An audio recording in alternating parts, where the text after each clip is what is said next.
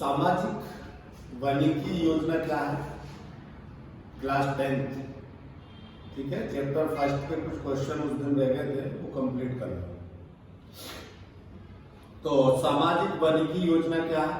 सामाजिक वानिकी योजना का मतलब होता है बेटा कि ऐसी योजना जो क्या होता है कि विश्व बैंक की वित्तीय सहायता के द्वारा ये योजना बनाई गई थी और इस योजना का उद्देश्य था कि वृक्षारोपण करना। वो वृक्षारोपण इस तरह से किया जाता था जिसमें क्या होता था कि खेतों के अपन बोल सकते शहर वानिकी के अंतर्गत खेतों के पास सड़कें और रेल लाइन और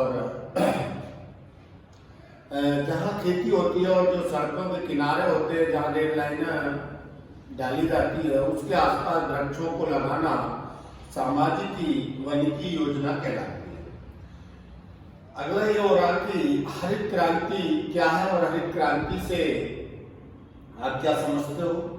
हरित क्रांति का शाब्दिक अर्थ है कि आज से कुछ वर्ष पहले ये ऐसा बोलेंगे, हरित क्रांति का शाब्दिक अर्थ है हरा भरा होना, हरी भरी खेती का निर्माण करना। अर्थात आज से कुछ वर्ष पहले हमारा देश कृषि के क्षेत्र में पिछड़ा हुआ था। वैज्ञानिक तकनीकियों की सहायता से कृषि के उत्पादन के क्षेत्र में तीव्र गति से वृद्धि हुई, इसे हरित क्रांति कहते हैं। ठीक है, हरित क्रांति का मतलब होता हरा और हरे का शाब्दिक अर्थ होता कि खेती करना, हरित क्रांति कहलाती है। अब हरित क्रांति की विशेषता गोबर खाद की जगह रासायनिक खाद का उपयोग किया जाने लगा और वैज्ञानिक तकनीकों से खेती संभव हुई। किसानों को प्रशिक्षण दिया जाने लगा और आसानी से उन्हें उचित अच्छी क्वालिटी का खाद बीज मिलने लगा। अब बोलता है कि श्वेत क्रांति किसे कहते हैं? श्वेत क्रांति का मतलब होता है कि आज से कुछ वर्ष पहले हमारा देश दुग्ध उत्पादन के क्षेत्र में पिछड़ा हुआ था। वैज्ञानिक तकनीकों की सहायता से नई नई नस्ल तैयार की गई, जैसे मुर्रा भैंस, जर्सी गाय, तो इनको आज की भाषा में बोलते हैं देसी और विदेशी गाय भैंस, जिससे दुग्ध उत्पादन के क्षेत्र में तीव्र गति से वृद्धि हुई, इसे श्वेत क्रांति कहते हैं। और पीत क्रांति, पीत क्रांति का शाब्दिक अर्थ होता कि ऐसी खाद्यान्न, तेल से संबंधित फसलों का तीव्र गति से विकास करना पीत क्रांति कहलाती है। भारत में पाई जाने वाली मिट्टी मैंने बता चुका था पहले। तो भारत में पाई जाने वाली मिट्टी तो वैसे 6 होती है, पर मुख्यतः 4 मिट्टी पाई जाती है। तो 6 मिट्टी आपकी पहली होगी जलोढ़ मिट्टी, काली मिट्टी, लाल मिट्टी, लेटेराइट मिट्टी, मरुस्थलीय मिट्टी और पर्वतीय मिट्टी। वनों से बता चुका मैं पहले, वनों से क्या क्या लाभ होते हैं। भारतीय, ये क्वेश्चन बहुत अच्छा है कि भारतीय अर्थव्यवस्था में कृषि का क्या महत्वपूर्ण योगदान था।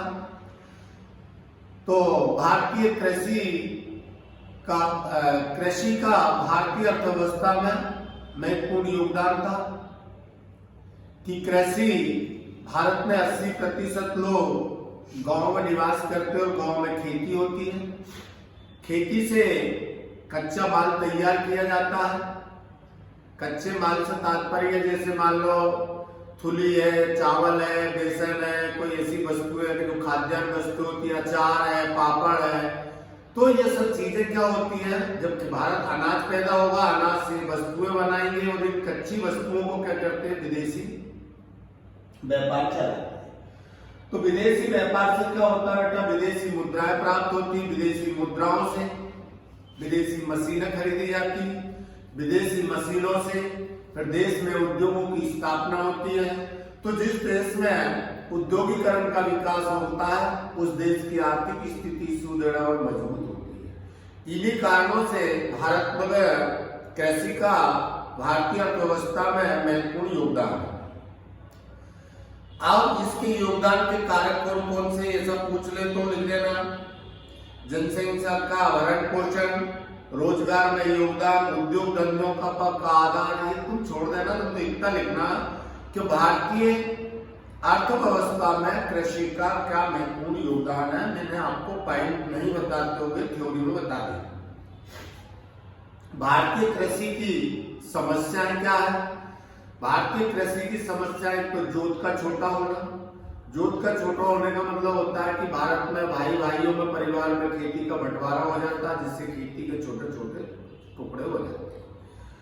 तो भारतीय कृषि के पिछड़े होने के कारण है तो जोत का छोटा होना, भाग्यवाद पर निर्भर रहना, अन्य भगवान के ऊपर डिपेंड रहते, अशिक्षित और रूढ़िवादी तरीकों से खेती करना, और आर्थिक समस्याएं, तकनीकों का अभाव, और किसानों को उन्नत खाद बीज की उपलब्धता समय पर नहीं हो पाती, और वर्षा पर निर्भर।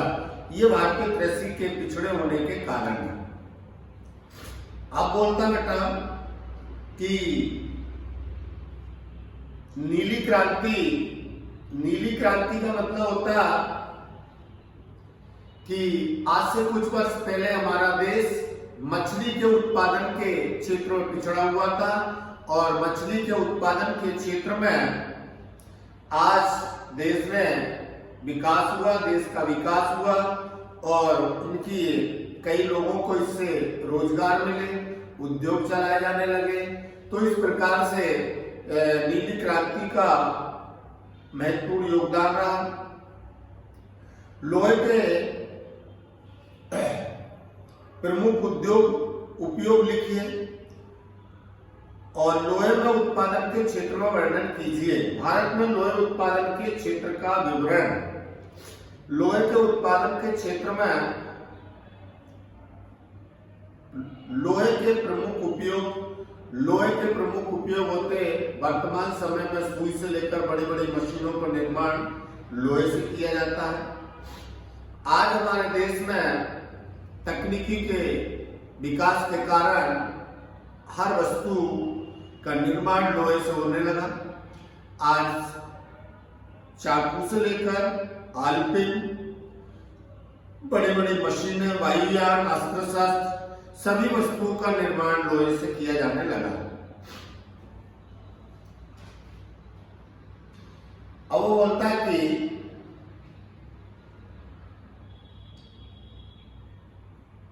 उद्योगीकरण के विकास में लोहे का क्या महत्वपूर्ण योगदान है।